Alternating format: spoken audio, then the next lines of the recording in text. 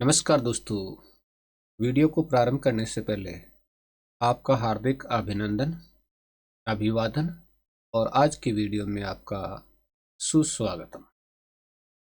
दोस्तों, आज की वीडियो में हम हिंदी साहित्य के इतिहास के बेहतरीन प्रश्न पढ़ने जा रहे हैं और ये प्रश्न हैं वो आप चाहे किसी भी परीक्षा की तैयारी कर रहे हो, नेट, पीजीटी, पीजीटी या अन्य कोई हिंदी साहित्य के एग्जाम हो, तो ये आपके लिए उपयोगी होंगे।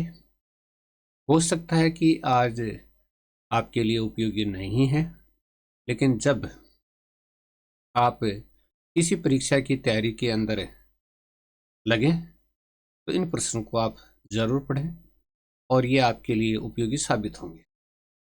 तो चलिए दोस्तों, पढ़ते हैं और हिंदी साहित्य के इतिहास के प्रश्नोत्तर को तैयार करते हैं। राम भक्ति शाखा में किस संत को युग प्रवर्तक आचार्य माना जाता है? तो हम बात कर रहे हैं राम भक्ति शाखा की, और राम भक्ति शाखा में कौन से संत को युग प्रवर्तक आचार्य माना जाता है? तो इसका उत्तर दोस्तों आपकी स्क्रीन पर है। रामानंद को माना जाता है युग प्रवर्तक आचार्य। भक्ति द्राविड़ उपजे लाए रामानंद। ठीक है, अगला क्वेश्चन है, कवितावली रामायण की रचना किसने की? देखिए दोस्तों, कवितावली की रचना तुलसीदास जी ने की थी, लेकिन यहाँ पर है कवितावली रामायण की रचना किसने की? तो ये की थी महंत रामचरण दास ने। महंत रामचरण दास ने कवितावली रामायण की रचना की थी।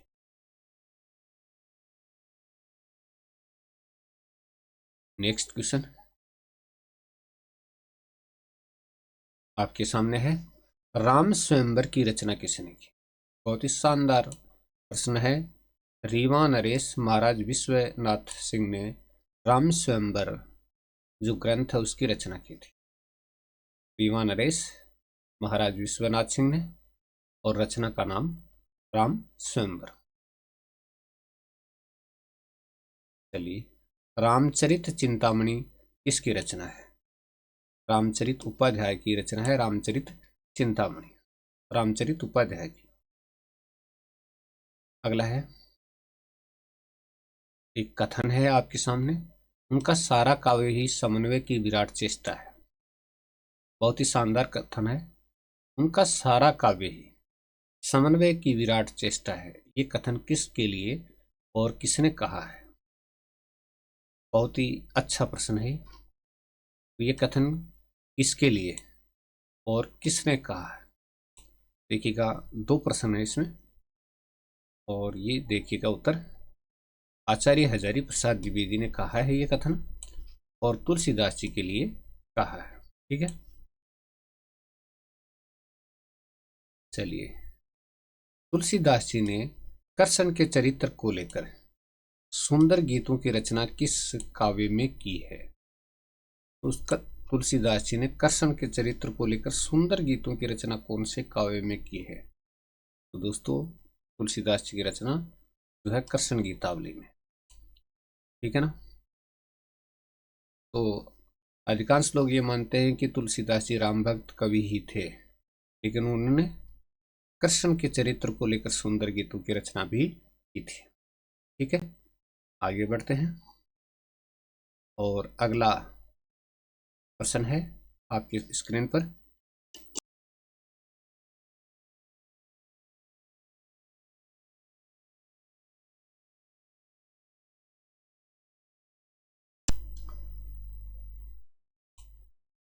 बहुत ही शानदार क्वेश्चन है आपके सामने, और ये जो क्वेश्चन है वो आप देख रहे हैं, मतीराम ने ललित ललाम की रचना किसकी आज्ञा से की? तो मतीराम है, उन्होंने ललित ललाम जो रचना है उसकी रचना किसकी आज्ञा से की?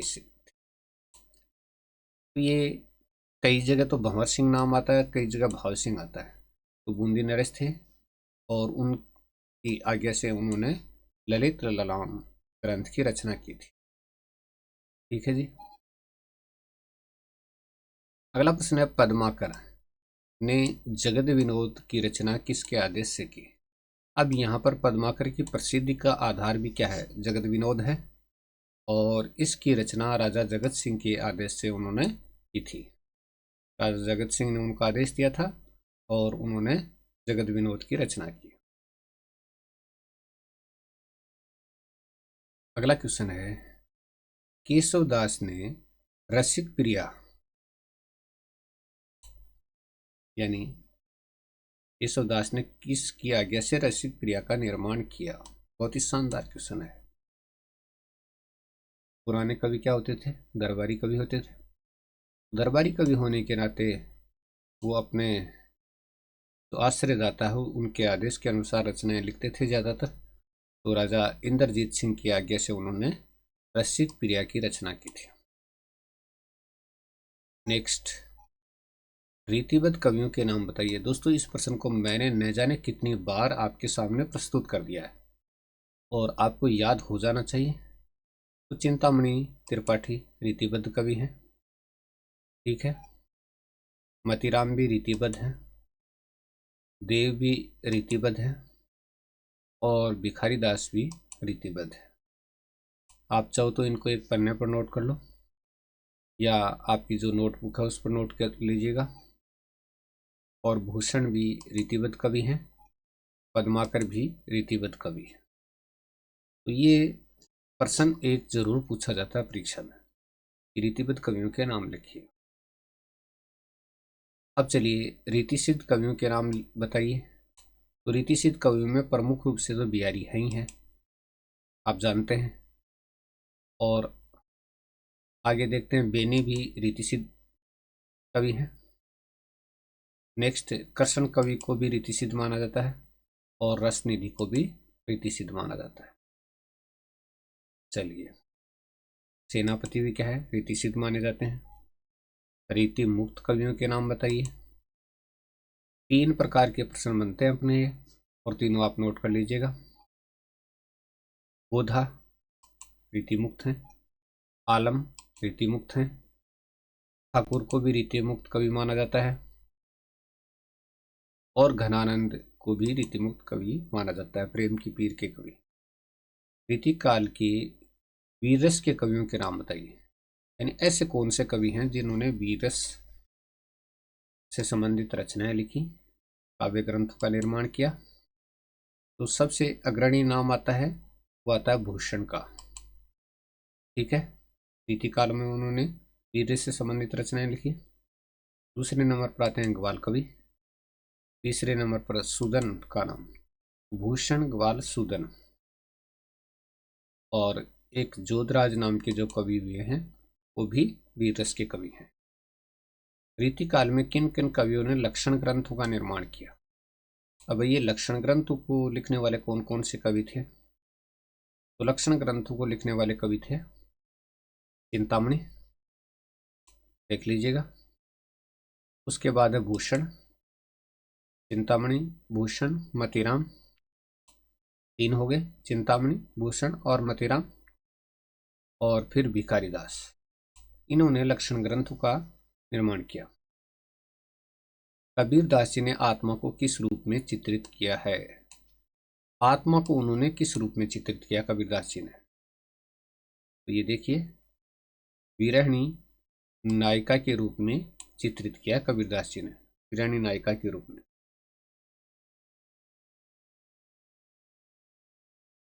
कबीर दास जी को वाणी का डिक्टेटर किसने कहा? ये प्रश्न कई बार पूछा जाता है परीक्षाओं में, एक बार नहीं कई बार।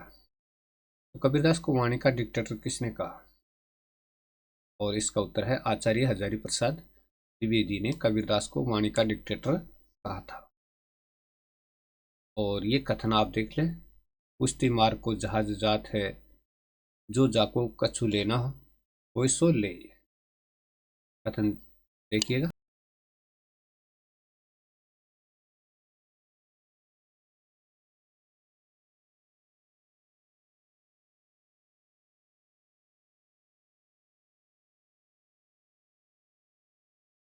आपके सामने बहुत ही शानदार कथन है। पुष्टि मार्ग को जहाज जात है, जो सो जाको कछु लेना हो सो ले लो। ये कथन किसके लिए कहा गया? सोलो। तो ये सूरदास जी के लिए कहा गया था, जब सूरदास जी संसार से विदा हो रहे थे और गोस्वामी विठलनाथ द्वारा कहा गया था। यानी सूरदास जी के परलोक गमन के समय गोस्वामी विठलनाथ जी ने कहा था। तुलसीदास जी का गीतावली काव्य कितने खंडों में विभाजित है? बहुत शानदार प्रश्न है। तुलसीदास जी का गीतावली काव्य है, उसमें कितने खंड है?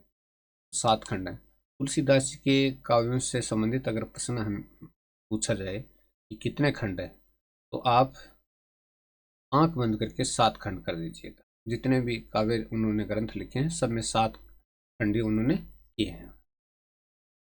ठीक है जी। तुलसीदास जी की किस रचना को भक्ति रस का ग्रंथ कहा जाता है? देखिए, वैसे तो तुलसीदास जी की सारी रचनाएं भक्ति की ग्रंथ ही हैं, लेकिन भक्ति रस का ग्रंथ कहा जाता है तो विनय पत्रिका को कहते हैं। विनय पत्रिका को भक्ति रस का ग्रंथ कहा जाता है। ठीक है, चलिए नेक्स्ट क्वेश्चन। तुलसीदास जी की रचना कवितावली में कितने खंड है? 7 खंड है, यानी इसको 7 कांड भी कह सकते हैं। ठीक है, तुलसीदास जी की विनय पत्रिका नामक रचना की भाषा कौन सी है? तुलसीदास जी की जो रचना है विनय पत्रिका, उसकी भाषा कौन सी है? दोस्तों, ब्रज भाषा है। ध्यान रखना, विनय पत्रिका की भाषा अगर हमसे पूछ ली जाए तो ब्रज भाषा में लिखा गया है। तुलसीदास जी ने दोनों भाषाओं में लिखा था, अवधी में भी और ब्रज भाषा में भी। एक प्रश्न इससे संबंधित पूछ लेते हैं कि अमुक रचना की भाषा कौन सी है, तो हमें सभी रचनाओं की भाषा के बारे में ज्ञान होना जरूरी है। Next question. तुलसीदास जी की किस रचना में ब्रज भाषा तथा अवधी भाषा का मेल है? ये बहुत ही शानदार प्रश्न है, दोनों भाषाओं का मेल है। तो तुलसीदास जी की कौन सी रचना में ब्रज भाषा तथा अवधी भाषा का मेल है? तो ये कवितावली रचना है, उसमें ब्रज भाषा भी है और अवधी भाषा भी है। मीरा की भक्ति कौन से भाव की है? मीरा की भक्ति बहुत ही शानदार प्रश्न है। माधुर्य भाव की भक्ति है दोस्तों मीराबाई की। मीराबाई की भक्ति भावना के बारे में पूछा जाए तो आपका उत्तर होगा माधुर्य भाव। ठीक है, अगला क्वेश्चन देखते हैं।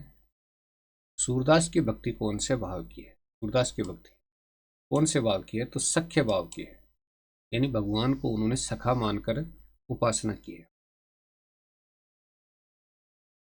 चलिए, तुलसीदास जी की भक्ति कौन से भाव की है? तुलसीदास जी की दास्य भाव की।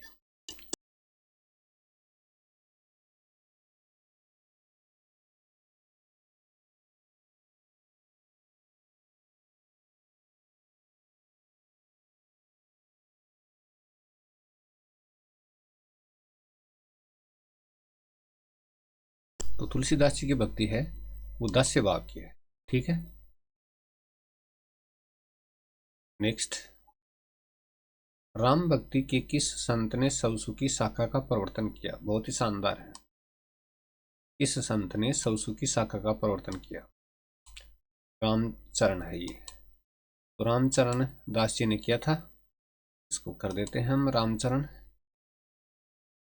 दास जी। चलिए, आपके सामने राम भक्ति के किस संत ने सवसुकी शाखा का प्रवर्तन किया था? तो रामचरण दास जी ने किया था। नेक्स्ट क्वेश्चन देखते हैं। तत्सुकी शाखा का प्रवर्तन करने वाले संत कवि कौन थे? तो अब अपने सामने जो प्रश्न है वो है तत्सुकी शाखा का, और ये थे जीवाराम जी। ठीक है जी, जीवाराम जी ने किया था। अगला क्वेश्चन। पृथ्वीराज रासु के बृहत रूपांतरण में अध्यायों का क्या नाम है? बृहत जो रूपांतरण है उसमें अध्यायों का क्या नाम दिया गया है? ये काफी अच्छा प्रश्न कहा जा सकता है। तो समय नाम दिया गया है, यानी कितने समय है ऐसा पूछा जाता है प्रश्न, हम लोग सोचेंगे यार समय क्या है, तो समय पृथ्वीराज रासु का जो वृहत्त रूपांतरण है उसमें अध्याय को ही कहा गया है। ठीक है, अगला क्वेश्चन देखते हैं। और पृथ्वीराज रासु के मध्यम रूपांतरण में, तो मध्यम रूपांतरण है उसमें अध्यायों को क्या नाम दिया गया है, तो प्रस्ताव नाम दिया गया है। अब आप पूछ लिया जाए कि पृथ्वीराज रासु के मध्यम रूपांतरण में कितने प्रस्ताव हैं, तो आप कंफ्यूज न हुए। ठीक है, आप आराम से इस चीज को कर सकते हैं। ठीक है, और वीडियो को देते विराम। दोस्तों बाहर थोड़ा सा आवाज का फुट आने लगा है,